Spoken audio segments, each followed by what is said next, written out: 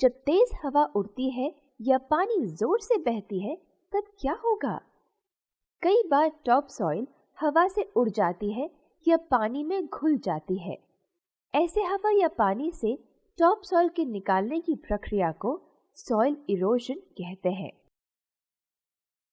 Soil erosion का एक मुख्य कारक यानी एजेंट हवा है। जिस स्थल में हरियाली वेजिटेशन नहीं होती, वहां से हवा टॉप सॉइल को उड़ा ले जाती है। पौधों की जड़ मिट्टी को अपने स्थल में रखती है।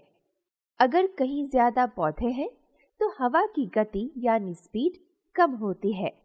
वहां सॉइल इरोजन भी कम होता है। डेजर्ट यानी मरुस्थल में हवा के कारण सॉइल इरोजन आम बात है। हरियाली के न होने से पानी भी मिट्टी के कणों यानी पार्टिकल्स को घुला कर ले जाता है। पहाड़ों में सॉइल इरोजन का मुख्य कारण पानी है, क्योंकि यहाँ नदियां बहकर टॉप सॉइल को ढलान के नीचे पहुंचाती है। नदी यह मिट्टी को समतल प्रांतों यानी प्लेन्स में इकट्ठा करती है। जब ज्यादा मिट्टी एकत्रित हो जाती है तब नदी अपना मार्ग बदल लेती है। नदी के मार्ग बदलने से बाढ़ यानी फ्लड्स आ जाते हैं। हम मनुष्यों के कार्यों यानी ह्यूमन एक्शन से भी सॉइल इरोजन होता है। पेड़ों को काटना, गिराना इनमें से एक है। इसे डिफॉरेस्टेशन कहते हैं। पौधों की जड़ें मिट्टी को रोकती हैं। पेड़ों को गिराने से जड़ों से पकड़ी हुई मिट्टी बाहर आकर हवा या पानी से जल्दी हिल जाती है।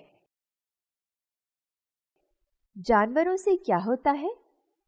गाय यानी कैटल जैसे पशुओं को ज्यादा चराने के लिए छोड़ने से हरियाली कम हो जाती है और मिट्टी बाहर आ जाती है।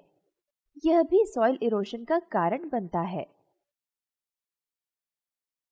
फसल काटने के बाद खेती की जमीन खाली छोड़ने से मिट्टी जल्दी इरोड हो जाती है।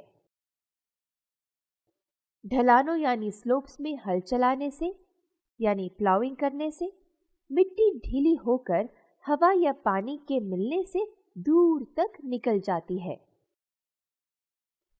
तो इसका सारांश यह है कि सॉइल इरोजन के कारण इस प्रकार है।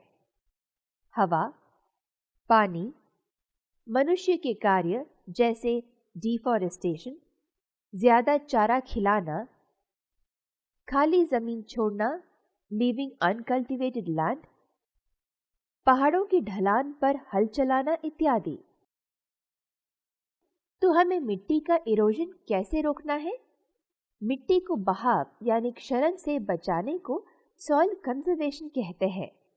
पौधे लगाने से मिट्टी की रक्षा होती है। विशाल स्थल में नए वृक्ष लगाने को एफॉरेस्टेशन कहते हैं। पहाड़ी इलाकों में आपने कभी कॉफी या चाय, टी की खेती देखी है? यह खेत सीढ़ियों यानी स्टेप्स में दिखते हैं।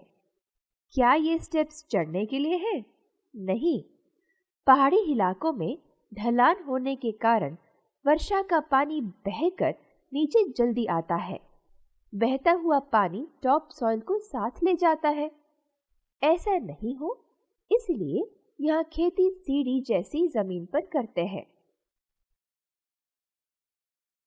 ढलानों में ऐसे सीढ़ी बनाकर खेती करने को टेरेस फार्मिंग कहते हैं। यह पानी बहने की गति को कम कर देता है और अगर मिट्टी निकले भी तो एक कदम से अगले कदम पर जमा हो जाती है। यह मिट्टी के बहने यानी सॉइल इरोजन को रोकता है। लंबे पेड़ या पौधे क्यों खेती जमीन के आजू बाजू उगाए जाते हैं?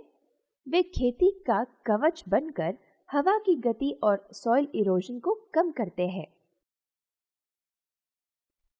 हम मिट्टी को नदी के द्वारा बह जाने से कैसे रोक सकते हैं? इसके लिए नदी के किनारे तटबंधों यानी एम्बैंकमेंट्स को बनाना होता है। वे न केवल नदी के तटों से सॉइल इरोजन को रोकता है, लेकिन आजू बाजू के क्षेत्रों को बाढ़ से भी बचाता है। तो हमने देखा कि मिट्टी का संरक्षण 4 तरीकों से कर सकते हैं। 1. अधिक से अधिक नए पौधे लगाने से इसे वन रोपण या एफॉरेस्टेशन कहते हैं। 2. पहाड़ी क्षेत्रों में सीढ़ी के जैसे जमीन को बदलकर। 3. खेत के आसपास लंबे पेड़ पौधे उगाने से फेंसिंग ट्रीज। और 4. नदी के तट पर एम्बैंकमेंट्स बनाकर। इन सभी से हम मिट्टी का संरक्षण कर सकते हैं। जैसे कि हमने देखा, मिट्टी बनने में लाखों साल लगे, लेकिन यह बहुत कम समय में हवा या पानी से उड़ जाती है। अगर हमने इसकी देखभाल नहीं की तो यह बह जाएगी। तो अधिक से अधिक पेड़ पौधे लगाकर व्यर्थ में पेड़ों को न काटकर हमें पेड़ों की रक्षा करनी चाहिए, जिससे अमूल्य मिट्टी की रक्षा हो सके। मैं आपसे कुछ पहेलियां पूछूंगी। किस बैंक को मनी धन की जरूरत नहीं होती?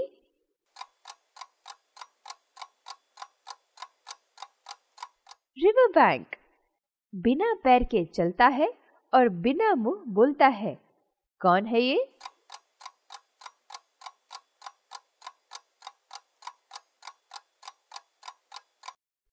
समुद्र। पानी नाव से क्या कहता है? कुछ नहीं, सिर्फ वेव करता है।